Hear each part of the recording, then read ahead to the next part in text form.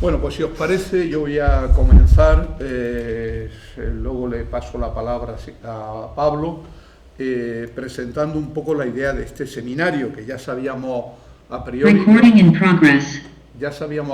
que íbamos a ser pocos, porque inicialmente habíamos pensado, José Antonio Pérez Tapias, Pablo y yo, habíamos pensado un seminario más amplio con participación de profesores, diversos profesores, cuyo nombre ahora omito,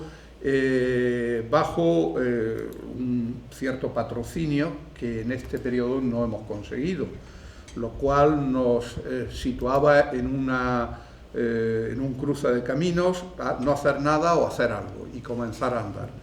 Entonces, finalmente, con el empuje de aquí, de este señor joven, el doctor González Velasco, por la Universidad de Salamanca, especialista en Gilberto Freire, y hombre que conoce muy bien Brasil, porque ha vivido allí durante 4 años y que ha hecho toda una investigación sobre Américo Castro en Brasil, pues decidimos hacer este seminario, que parte sería online, parte sería presencial, que nos permitiese de alguna forma iniciar ese camino. El caso es que una vez iniciado, yo he convocado a algunos notables que han manifestado su interés en el tema, y esta tarde a las 8 pues, constituiremos un pequeño comité que yo creo que va a tener éxito, porque además creo que debemos buscar el patrocinio de las máximas instancias del Estado y de la región, también de nuestra universidad, para el año 2024 dedicar a Américo Castro verdaderamente un congreso como tal, con perspectiva andaluza sobre Américo Castro, y a la vez, es decir, la originalidad sería la perspectiva andaluza sobre Américo Castro y su proyección en América Latina en particular, y por otro lado, pues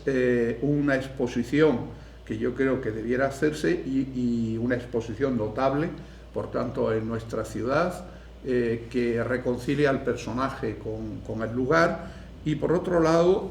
yo creo que una cosa muy elemental, que sería colocar alguna placa que recuerde su presencia en nuestra universidad, tanto en la Facultad de Derecho como en la Facultad de Filosofía y Letras. Esto, que es tan elemental porque ha sido otorgado a esa distinción a muchas personalidades, entre ellas Francisco Giner de los Ríos, su maestro, y también a personas como Blas Infante y otros muchos. Sin embargo, en el caso de Américo Castro, pues no ha recibido ese pequeño homenaje o distinción simbólica. Por otro lado, también sé que hay algunas ideas más ambiciosas referentes a su propia obra, que esta tarde en el comité que tengamos pues la discutiremos o la oiremos de las personas o la persona que quiera proponerla. Pero en principio yo me conformaría con estos 3 actos que se pudieran desarrollar a lo largo de 2024. También me cabe decir que, bueno, el Américo Castro parece que no está de moda, es decir, la polémica que generó y por la que él conocido, cada vez que se habla de él, se dice Américo Castro, y Sánchez Albornoz ha lastrado su propia figura. De manera que cada vez que se enuncia la idea castriana, de la España castriana, plural, etcétera, etcétera, de origen semítico, pues se viene todo abajo, porque la polémica agria, y a la cual él mismo contribuyó con Claudio Sánchez Albornoz, provoca inmediatamente bien una sonrisa, bien un encogimiento de hombros o cualquier otra circunstancia. El caso es que las obras de Américo Castro se encuentran saldadas. En los años 50, 60 y 70 aún era posible encontrar las varias ediciones que tenían varias de sus obras, especialmente España en su historia, pero hoy, al día de la fecha, son objeto de anticuario o de librerías de saldo, y la propia edición de la obra completa de Américo Castro pues va seguida por interludios muy dilatados en el tiempo. Es el caso de la editorial que está en estos momentos editando las obras completas de Américo Castro, que anunció un programa y parte de los prologuistas ya ha muerto. Es decir, que ha pasado tanto tiempo entre una y otra, que entre un volumen y otro, que realmente es que no va a quedar nadie cuando se termine la edición de las obras completas. Me refiero a las obras que la editorial Trota está publicando. Yo lo que quería con esto señalar es que finalmente Pablo y yo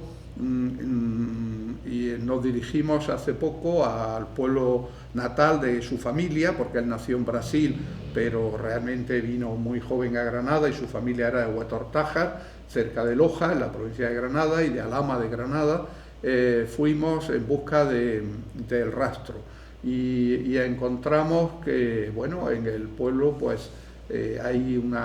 cierto, entre los que entienden de esto, un cierto apasionamiento por Américo Castro. Así, yo creo que vamos a concitar varias voluntades para que este individuo, sujeto político y sobre todo hombre de la cultura y de la ciencia, permita reestructurar de alguna manera la narración histórica española. Es a partir de lo local. Yo creo que es un hecho que me parece interesante y quiero terminar diciendo que yo dirigí la Casa Molino de Ángel Ganivet hasta entre el año 92 y el 2003. Me tuve que enfrentar a la figura de otro ilustre granadino, olvidado completamente, que es Ángel Ganivet García, que era un hombre extraño también, porque era un hombre que hoy catalogaríamos de conservador, como Américo Castro lo era también, pero que asimismo se definía como ateo y como partidario del amor libre, cosa que no lo hacía solo de palabras, sino que lo hizo de facto, y eso le granjeó la hostilidad de las derechas, pero también la hostilidad de las izquierdas, de manera que Ángel Ganivet salió de aquello el pobre malparado, y al día de la fecha su obra y su figura continúan por ahí siendo objeto, cuando lo son, de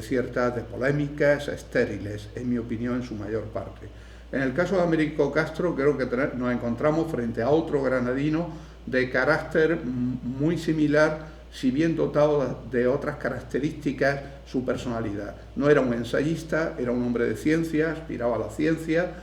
por tanto quería hacer un relato, una narración, reestructurar la narración histórica española.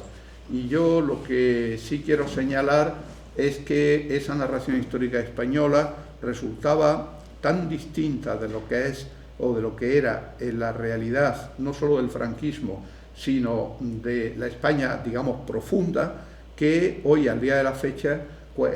sigue provocando también, a tenor de su polémica con Américo Castro, pues diversas disquisiciones, enfrentamientos, opacidades, etcétera, etcétera. Por tanto, yo realmente lo que creo que hacemos con Américo Castro al traerlo a este foro es hacer justicia a un granadino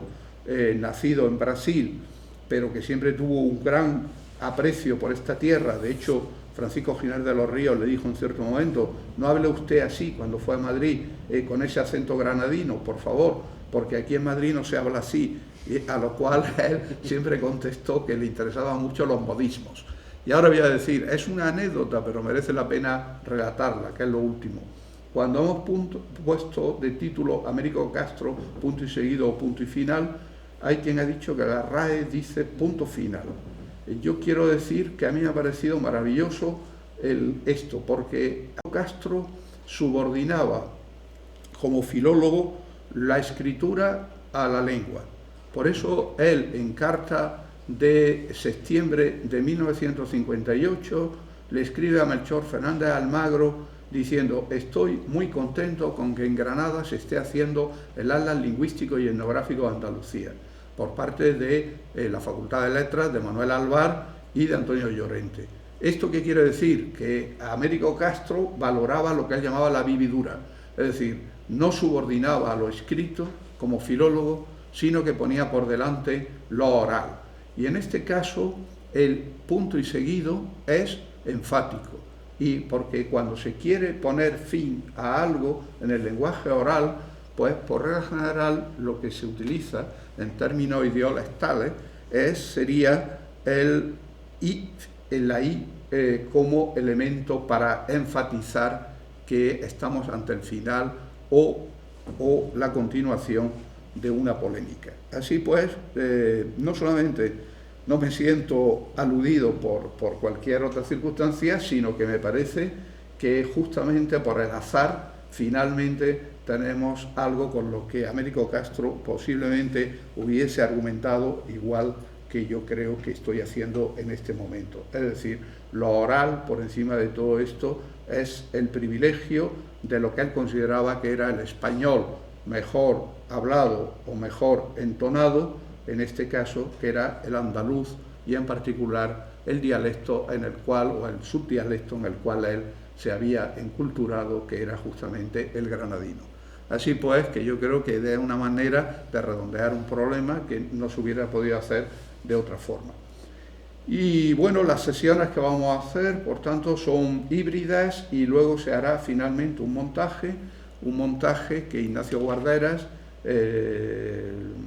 como director de cine, permitirá que esto pueda llegar a más sitios y servirnos de carta de presentación también del personaje y nuestros intereses.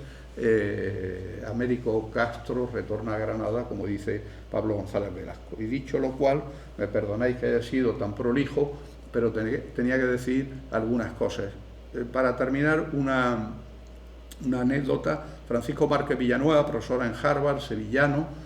hombre que fue discípulo directo de Américo Castro, siempre me decía cuando veíamos, pero tú eres otro castrista. Y yo no entendía nada, porque realmente había leído poco a Castro. Me mandó una vez a un equipo de televisión norteamericano para que me registraran a un castrista in situ, ¿no? Vernáculo, y esto. Bueno, yo no sé ni lo que le dije en aquella ocasión, pero siempre me insistió, tanto cuando yo lo vi en Harvard, y durante 7 meses de convivencia, tantas comidas y tantos momentos interesantes en su despacho en la Weiner Library de Harvard, siempre Américo Castro estuvo entre nosotros, con Soledad Carrasco Urgoiti, como luego veremos, que fue nieta del fundador del diario El Sol y prohombre de la generación del 27, que fue el empresario que promovió toda la generación del 27, ocurría igual. Ella había sido discípula directa de Américo Castro igualmente. Con Andrés Toll, que ahora oiremos sus palabras, es decir, me sentía en deuda con saldar esta cuenta con Américo Castro y con su escuela, y bueno, os agradezco vuestra colaboración y que podamos llevarla a buen puerto. Pues nada más, y tiene la palabra Pablo. Bueno, os agradezco que estéis aquí presentes y esperemos que tenga un impacto este coloquio a posteriori. Planteamos que era muy importante que se reivindicara Américo Castro desde Andalucía y desde Granada en particular. Y bueno, sucintamente diré que bueno, uno de los retos que tenemos y que compartíamos los 3 organizadores, Pérez Tapias, Cantuz y yo, era pues eso, conocer, acercarnos al pensamiento de Castro